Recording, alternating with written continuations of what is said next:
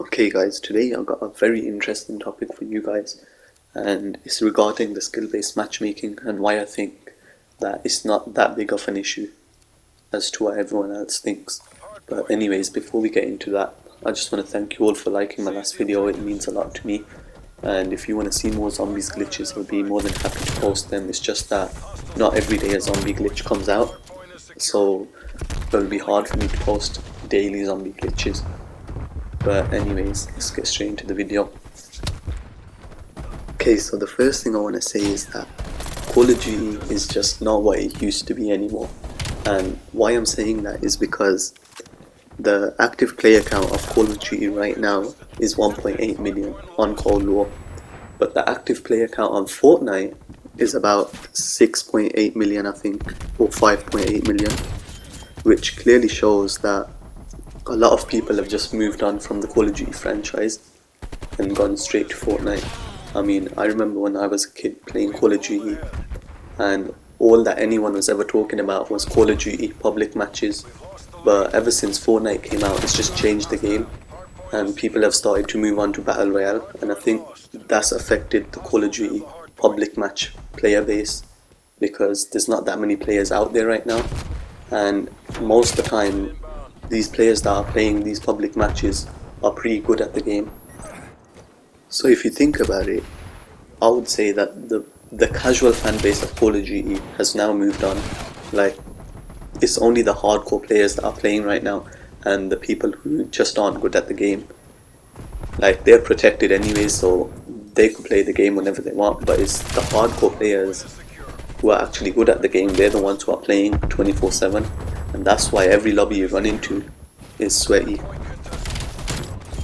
Also, if you think about it and you go back about 7-8 years, I mean, the only first person shooter game there was at the time was Battlefield and Call of Duty, and that's what every single kid was playing back then.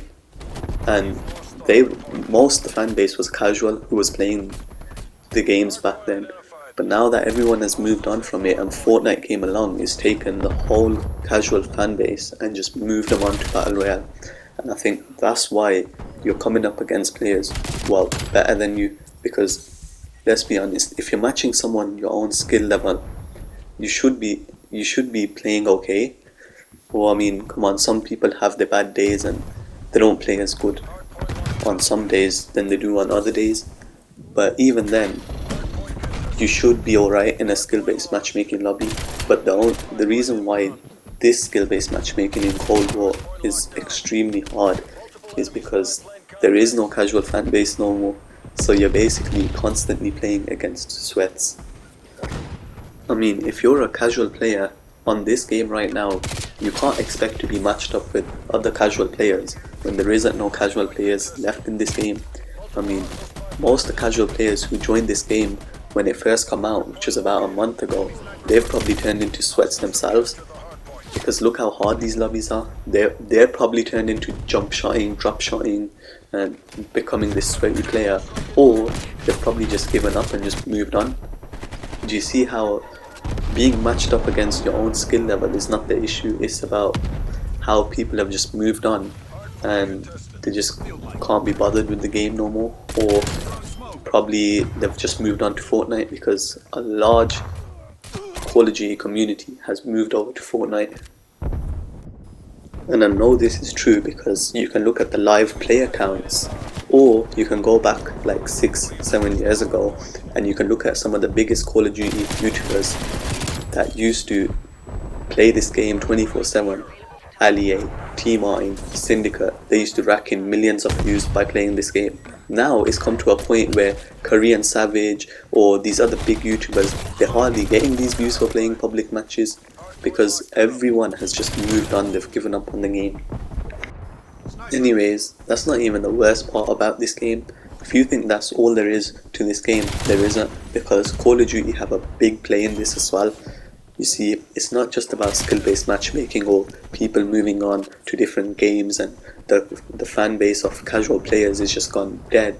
No, there's another issue. It's Call of Duty are tweaking your game halfway through your match. So either the hit detection is off, or the damage range, or the damage you do to someone is being tweaked while you're playing the game.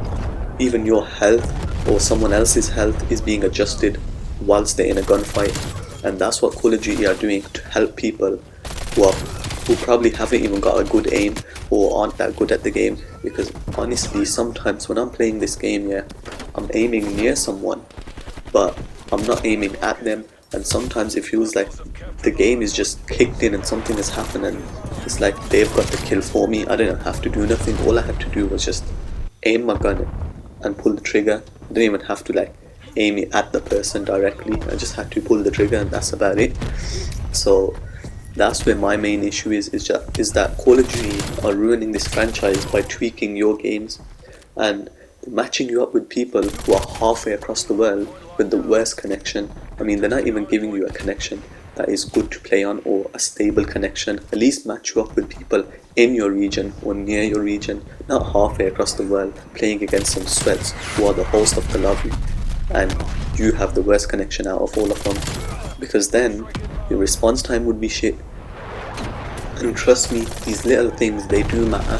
Your response time, if you got a bad connection, that player is gonna see you before you even see them.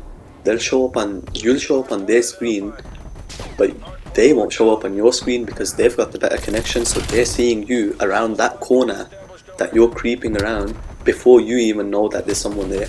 So even just by giving you the worst connection, even that isn't helping the game at all.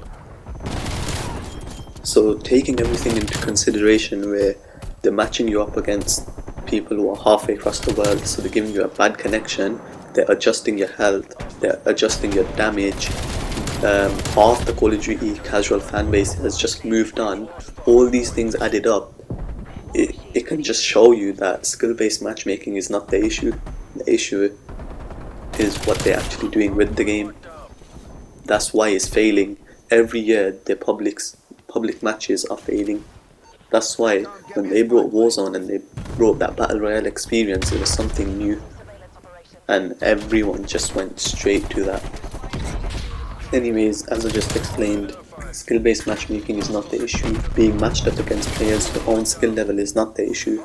Adjusting your health, making you play badly deliberately, that's where the issue lies.